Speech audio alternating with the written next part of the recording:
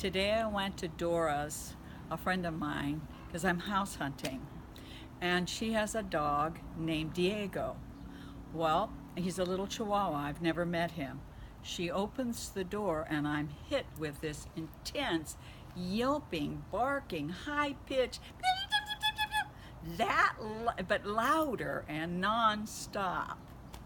That's her problem. I asked her how long this has been going on because he didn't stop. We couldn't talk.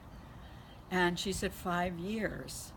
And I was a little bit shocked. So I look at Diego and I tell him, Diego, all you need to do is growl instead of bark.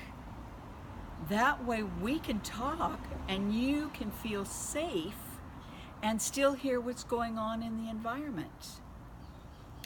So then I tell Dora, this is the homework I want you to do to ensure that he will continue to growl instead of barking. Number one, when you hear him growl right now, I want you to remember that, recall that memory. Listen to that barking, that growling sound in your head instead of the barking sound in your head that he's made. The more that you do that, the faster he picks up the information of what it is that you want him to do. Then the last thing is for her to not only practice that, but then tell him, shh, when he starts to bark, you do it kind of quick and firm, and he's going to be, it breaks that little mindset of his, and then you hear him in your head doing that little growl, and then you praise him. You're going to do it until you're so tired of this. It's your new mantra from now on, but what's going to happen is he's going to know what it is that we as a human species want him to do. Most people don't want their dog to bark. They don't know the understanding, the reason for barking for an animal. When the difference between the barking from his point of view is he believed that barking was to protect him and alert you, he's worried. When they growl for themselves, it's a protection for him. It says, I know how to growl, you're going to stay away from me.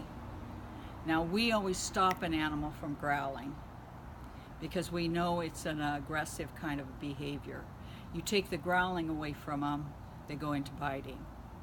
So in your home, you just give the little sound of a growl, hear him in your head, recall it, and then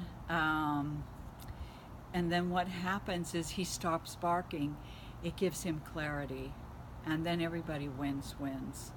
No more high-pitched bark, non-stop. You can still talk. We went out, looked at some houses, came back. This has never happened before. She opens the door, he let 2 little barks out. He didn't even go to growling. He just pranced around and didn't make a sound. Her eyes were the size of saucers. I was a little bit surprised because I expected a little bit of homework that she'd have to do. But he was so happy to know what it is that we humans want them to do.